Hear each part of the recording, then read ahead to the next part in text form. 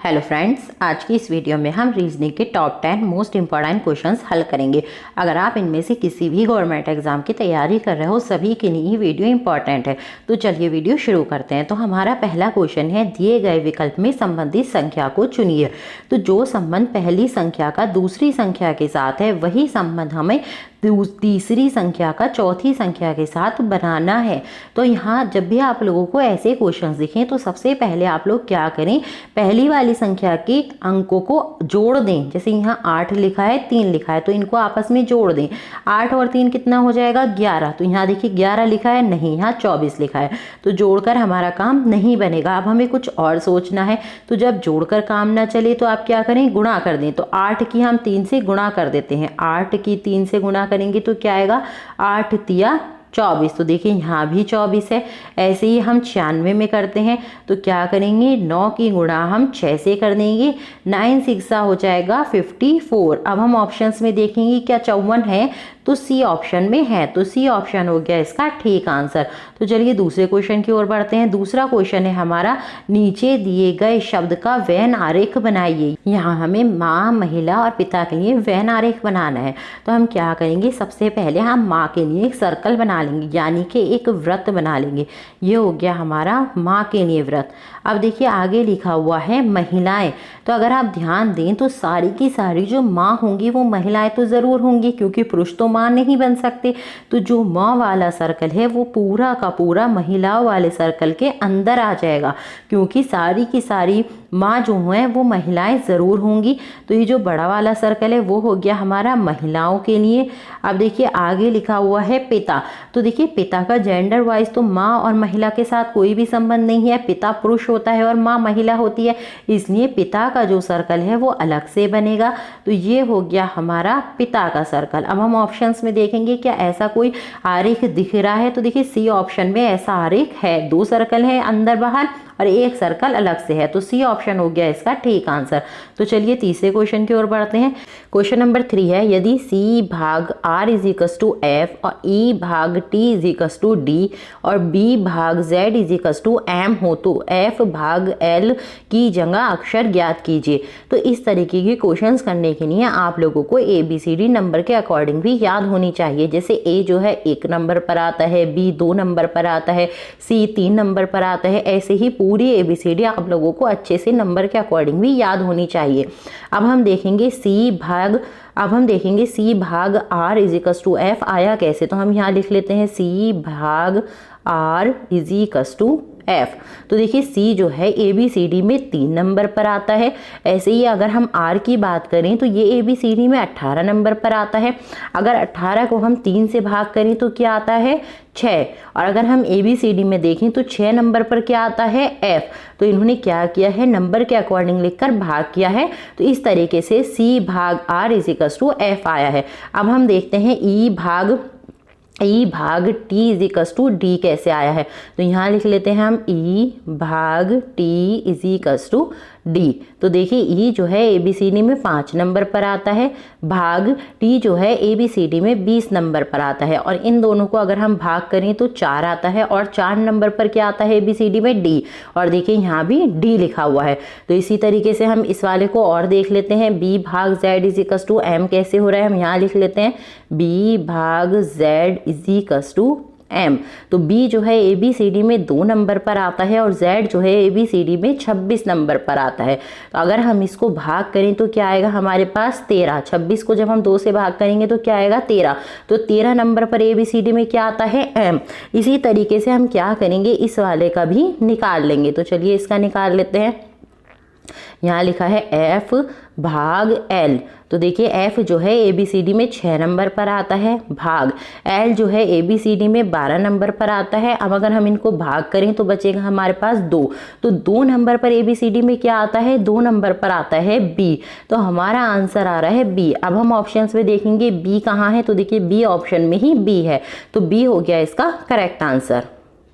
तो चौथे क्वेश्चन की तरफ बढ़ते हैं। चौथा क्वेश्चन है हमारा, निम्नलिखित श्रृंखला श्रेणी को ज्ञात कीजिए। यहाँ हमें एक श्रृंखला श्रेणी दे रखी है और यहाँ एक क्वेश्चन मार्क लगा हुआ है, तो हमें यहीं की संख्या को खोजना है। तो जब भी आप लोगों को श्रेणी दी जाए तो आप लोग क्या करें, सबसे पहले सारे नंबर के बीच डिफरेंस निकाल कर देखें कि क्या होता है। इससे क्वेश्चन को करना आसान हो जाता है। हम देखेंगे 50 से 60 कैसे बन सकता है। तो अगर हम 50 में प्लस 10 करें तो क्या बन जाएगा, हमारा 60 बन जाएगा। उसी तरीके से हम देखेंगे 60 से 80 कैसे बन सकता है। अगर हम 60 में प्लस 20 कर दें तो हमारा 80 बन जाएगा। 80 से 120 कैसे बना होगा, अगर हम प्लस 40 कर दें, 80 में अगर हम 40 जोड़ते हैं तो 120 बन रहा है। अब हम देखेंगे 120 से 200 कैसे बना, अगर हम इसमें प्लस 80 कर दें तो 200 बन जाएगा। अब देखिए यहाँ से कुछ समझ आ रहा है, पहले 10 जोड़ा, फिर 20 जोड़ा, फिर 40, फिर 80। जो संख्याएं हैं वो दुगनी होती जा रही हैं। पहले 10 जोड़ा, फिर 20 जोड़ा, फिर 40, फिर 80। तो अब हमें कितना जोड़ना है, अब जोड़ना है 80 का दुगना। 80 का दोगुना कितना होगा, 160। तो अब हम 200 में 160 को जोड़ेंगे तो क्या आएगा हमारे पास, 360। अब हम ऑप्शन में देखेंगे क्या 360 है, तो देखिए डी ऑप्शन में है, तो डी ऑप्शन हो गया इसका ठीक आंसर। चलिए चौथे क्वेश्चन की ओर बढ़ते हैं। चौथा क्वेश्चन है हमारा, नीचे दिए गए विकल्प में से संबंधित शब्द को चुनिए। यहाँ लिखा है चावल, कार्बोहाइड्रेट, दाल। तो जो संबंध चावल का कार्बोहाइड्रेट के साथ है वही संबंध हमें दाल का दूसरे शब्द के साथ बनाना है। तो देखिए चावल खाने से हमें कार्बोहाइड्रेट मिलता है, तो दाल खाने से हमें क्या मिलेगा, तो देखिए शक्ति तो बिल्कुल नहीं मिलेगी, पानी भी नहीं मिलेगा। दाल खाने से हमें क्या मिलेगा, प्रोटीन। तो सी ऑप्शन हो जाएगा इसका ठीक आंसर। तो चलिए छठे क्वेश्चन की तरफ बढ़ते हैं। छठा क्वेश्चन है हमारा, किसी कूट भाषा में कैट को 60 लिखा जाता है तो डॉग का क्या कूट किया जाएगा। तो हम देखते हैं कैट को 60 इन्होंने लिखा कैसे है। तो यहाँ हम लिख लेते हैं कैट। अगर हम ABCD में देखें, जो C है वो आता है 3 नंबर पर, A आता है 1 नंबर पर और T आता है 20 नंबर पर, और यहाँ लिखा हुआ है 60। अगर हम इन तीनों को जोड़ें तो क्या हो रहा है, 20 और 1 21, 21 और 3 24, और लाना क्या है 60। अब हम क्या करते हैं, इनको गुणा करके देखते हैं कि क्या होता है। 20 एकम 20, 20 दिया कितना हो जाएगा 60, और देखिए यहाँ भी 60 लिखा है। तो इसी तरीके से हम क्या करेंगे, डॉग का भी कूट वर्ड बना देंगे। तो चलिए डॉग का बना लेते हैं। तो हम यहाँ लिखते हैं DOG डॉग। तो D आता है हमारा 4 नंबर पे, O आता है हमारा 15 नंबर पर और G आता है हमारा 7 नंबर पर। क्योंकि हमने कैट वाले में भी गुणा की थी तो इसमें भी हमें गुणा करनी है। तो देखिए 15 चौका हो जाएगा हमारा 60, और 60 की हमें 7 से और करनी है। तो यहाँ करा लेते हैं हम। तो देखिए 7 0 ज़ा 7, 7 6 ज़ा 42। तो हमारे पास आ रहा है 420। अब हम ऑप्शंस में देखेंगे क्या 420 है, तो देखिए बी ऑप्शन में है, तो बी ऑप्शन हो गया इसका ठीक आंसर। तो चलिए 7वें क्वेश्चन की तरफ बढ़ते हैं। तो क्वेश्चन नंबर 7 है हमारा, एक रुमाल के एक कोने को काट देने पर रुमाल के कितने कोने बचेंगे बताइए। तो हमें एक रुमाल बनाना है। तो देखिए रुमाल कुछ इस तरीके का होता है। हम एक रुमाल बना लेते हैं। अब क्या कह रहे हैं, रुमाल का एक कोने को काट दीजिए। तो यहाँ भी हम एक कोने को काट देते हैं। अब कितने कोने बचेंगे, तो कुछ बच्चे यहाँ क्या करेंगे, एकदम से 3 पर लगा देंगे, क्योंकि रुमाल के 4 कोने होते हैं। एक कोने को काट दिया तो 3 कोने बचे, लेकिन ये बिल्कुल गलत आंसर है। अब देखिए ये कोना जो है हमारा कट चुका है, तो अब क्या बचा है हमारा रुमाल, हम यहाँ बना लेते हैं। कुछ इस तरीके का रुमाल बचा है, ठीक है। अब देखिए अब इसमें कितने कोने बचे हैं, अगर हम ध्यान दें तो 1, ठीक है, 2, 3, 4, 5। अब कितने कोने हो गए, 5। तो हमारा सी ऑप्शन हो जाएगा इसका ठीक आंसर। तो चलिए 8वें क्वेश्चन की ओर बढ़ते हैं। 8वां क्वेश्चन है हमारा, विषम की पहचान कीजिए। तो विषम की जगह भिन्न भी लिखा हुआ आ सकता है, भिन्न हो, विषम हो, इनका मतलब होता है अलग। यहाँ हमें 4 ऑप्शन दे रखे हैं, 4 में से जो है एक अलग सा है, 3 एक से हैं और एक जो है वो अलग है, उसे ही हमें ढूंढना है। तो देखिए यहाँ लिखा है O और फिर लिखा है P।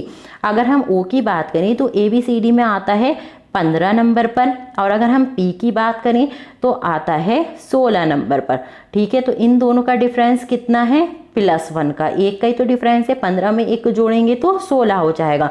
अब यहाँ लिखा है WX, तो W जो है वो कितने नंबर पर आता है, 23 नंबर पर। अब अगर हम X की बात करें तो ABCD में कितने नंबर पर आता है, 24 नंबर पर। इसमें भी कितना गैप है, +1 का। 23 में 1 जोड़ेंगे तो 24 हो जाएगा।